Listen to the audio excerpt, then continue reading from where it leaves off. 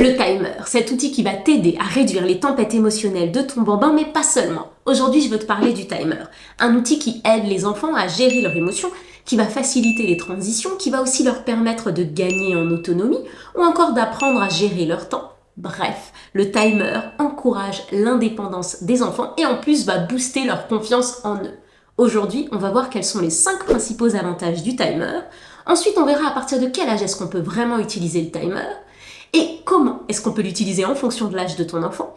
Et enfin, on parlera de comment intégrer le timer. Parce que ça y est, tu vas l'acheter, tu vas être tout excité de le mettre en place, mais comment est-ce que tu vas l'intégrer pour t'assurer que cette intégration soit une réussite? Bon, c'est parti, on y va. Alors, commençons par les 5 avantages principaux du timer. Le premier, j'en parle toujours, la gestion des émotions. Le timer, ça peut être un outil précieux pour aider les enfants à gérer leurs émotions.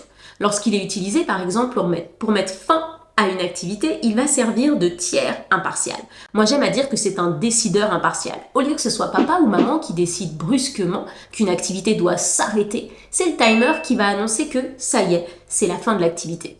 Et moi, j'aime à dire que, à ce moment-là, lorsque le timer sonne, on est dans la même équipe que notre enfant. Nous aussi, on subit cette annonce du timer. C'est pas nous qui décidons.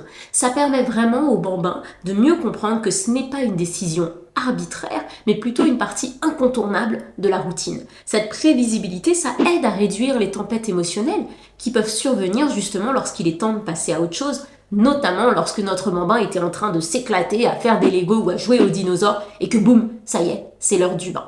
Et ça me permet d'enchaîner sur le deuxième avantage, qui est tout simplement le fait que le timer va venir faciliter les transitions. Les transitions, c'est tout simplement le fait de passer d'un moment de jeu au bain, ou encore le fait de passer du bain à la chambre pour lire les histoires, pour faire la routine du dodo.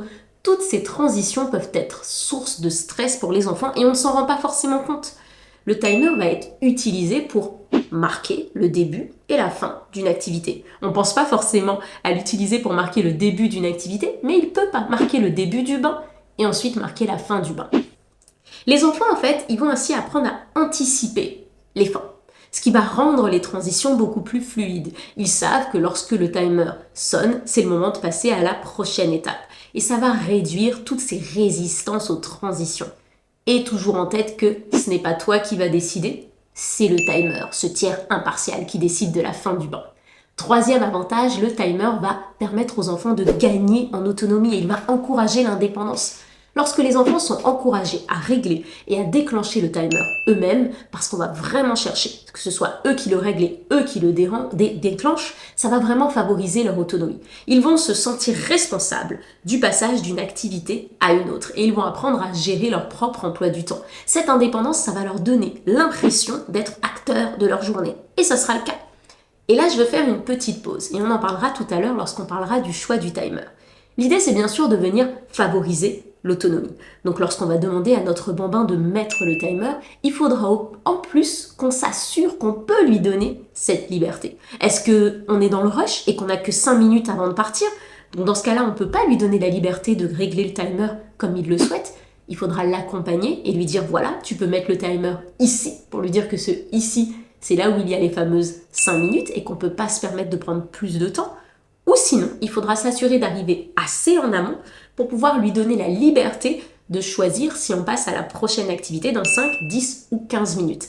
Et bien sûr, tu verras tout à l'heure lorsqu'on en parlera, on ne choisira pas par exemple un timer où il peut aller jusqu'à 2 heures parce que ça n'aura pas grand intérêt. Et du coup, le timer viendra lui aussi à son tour générer de la frustration parce que notre enfant aura l'impression qu'en fait, il n'est pas vraiment en contrôle. Mais ça, t'inquiète pas, on en parle après. Quatrième avantage, bien sûr, je viens d'en parler, mais on va appuyer à nouveau sur cet avantage, apprendre à gérer leur temps. Le timer va enseigner aux enfants la valeur du temps. Les enfants, je le dis toujours, surtout les bambins, surtout les bébés, ils n'ont pas la notion du temps. Le timer, ça va les aider à commencer à apprendre que le temps, c'est un petit peu une ressource précieuse et limitée. Ils apprennent à estimer le temps et à s'organiser en conséquence. Ok, au bout d'un moment, en fait, ils vont comprendre que lorsque je mets le timer sur 5 minutes, 5 minutes, ça passe vraiment vite, tu vois. Alors que lorsque je mets 5 minutes, du coup, il faut que je joue très vite et que je m'active, par exemple, pour ranger ma chambre, parce que 5 minutes, c'est court. Lorsque je mets le timer sur 15 minutes, je me rends compte que j'ai plus le temps, je peux vraiment jouer. Donc ils vont commencer petit à petit à gérer leur propre temps et à comprendre la notion du temps. Ça va leur permettre d'acquérir des compétences très précieuses à mesure qu'ils vont grandir. Et ça va aussi leur permettre de se rendre compte qu'ils ont des responsabilités. En fait, sans même t'en rendre compte, le timer, il va venir inculquer quelque chose à ton enfant qui va t'épargner des heures et des heures de discours et de discussions où tu devras leur expliquer que lorsque tu dis 5 minutes ça passe vite, c'est qu'il reste pas beaucoup de temps. Le timer vient prendre le relais de manière assez naturelle. Et ça, on adore. Parce que si on peut s'enlever des devoirs à nous parents, eh bien ça nous fait très plaisir. Donc on adore le timer. Et le 5e avantage du timer, c'est tout simplement le fait qu'il va venir booster la confiance en soi. Lorsque les enfants réussissent à gérer leur temps avec l'aide du timer, ça va renforcer leur confiance en eux. Ils vont se rendre compte qu'ils sont capables de respecter les règles et les limites qui sont posées. Ils se rendent compte que, oui, c'est possible d'aller au bain tranquillement dans la joie et la bonne humeur lorsque le timer sonne. On s'en rend pas forcément compte, mais ça leur fait pas plaisir de pleurer ou de se jeter par terre lorsqu'on leur dit que c'est l'heure du bain ou lorsqu'on leur dit que c'est l'heure d'arrêter de jouer ou de partir. Parce qu'ils ont ce sentiment de ne pas être en contrôle, donc c'est difficile à gérer pour eux. Alors que là, le timer, ça va venir leur dire, regarde, tu es capable, tu peux le faire, tu gères. Alors maintenant, à partir de quel âge est-ce que tu peux utiliser ce fameux timer ? Alors moi, je déteste donner d'âge, mais là, je vais quand même te donner un âge pour t'aider. Je te dirais que généralement, on met en place un timer à partir de 3 ans.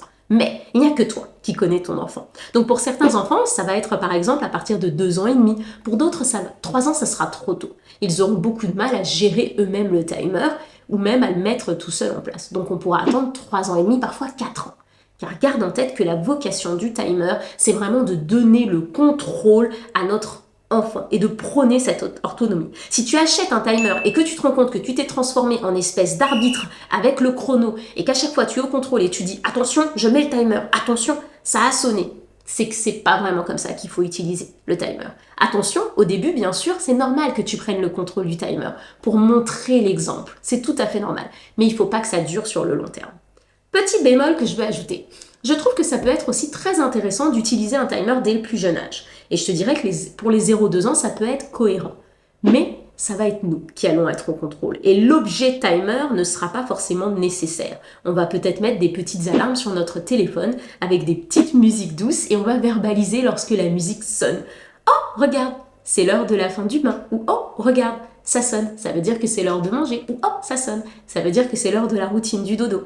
On va venir tranquillement installer cette notion de timer et installer cette notion de tiers impartial, même si là tu te dis « Ah mais moi je comprends pas, là tout se passe bien ». Crois-moi, tu en auras besoin lorsque ton bambin grandira. Alors maintenant, comment est-ce qu'on intègre un timer ? On va le faire en 4 étapes. Première étape, le choix du timer. Alors là, c'est primordial. Il faut que tu prennes un timer qui soit attrayant visuellement, mais surtout qui permette à ton enfant de comprendre le temps sans qu'il ait besoin, par exemple, de savoir lire. Un timer où il y aurait écrit 1, 2, 3, 4, 5, 6, 7, 8, 9, 10, où du coup il faudrait que ton bambin soit capable d'identifier les chiffres pour le régler, c'est pas top.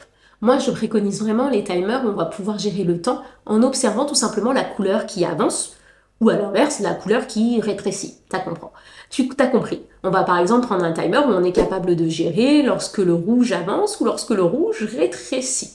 Il y a ces timers qui vont être électriques, mais n'oublie pas qu'on a les fameux sabliers, des petits sabliers qui vont vraiment faire le job avec du sable de couleur à l'intérieur.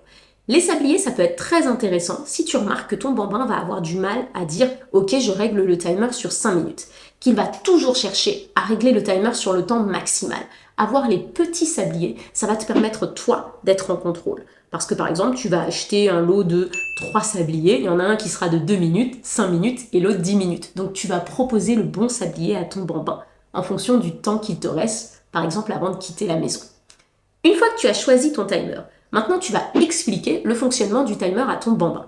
Tu lui montres comment ça fonctionne, comment ça marche, tu lui détailles le bouton qui tourne, tu vas lui apprendre comment le lancer tout seul, tu vas lui apprendre quand il sonne, ce que ça veut dire.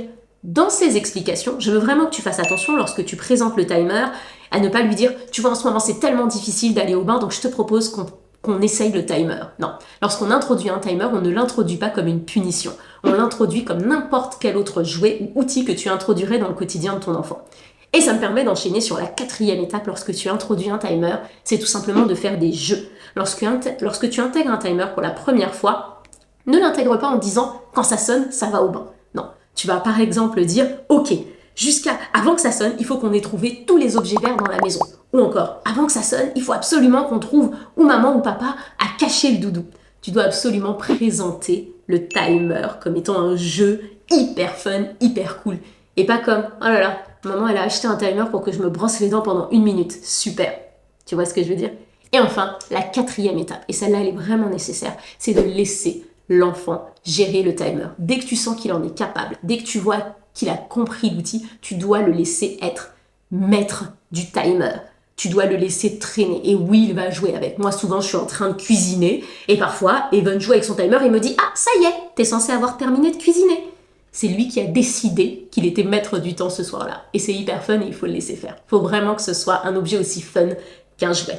Bon, je pense que j'ai fait le tour. Garde en tête que le timer doit être partie intégrante de ta routine. Si tu l'utilises qu'une fois de temps en temps, ça va être très difficile pour ton bambin de comprendre l'utilité du timer et de comprendre son fonctionnement.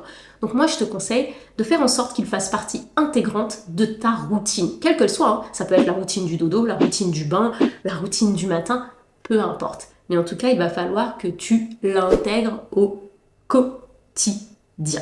D'ailleurs, si tu as envie d'enchaîner, je te mets justement sur le sujet des routines, ma vidéo sur la routine du dodo. Et si tu te demandes, ouais, mais moi, j'ai pas trop d'idées de timer à acheter, je te mets en description le lien de ma liste de jouets et outils favoris et tu verras à l'intérieur mes timers préférés. Je te laisse ici et je te dis à très bientôt.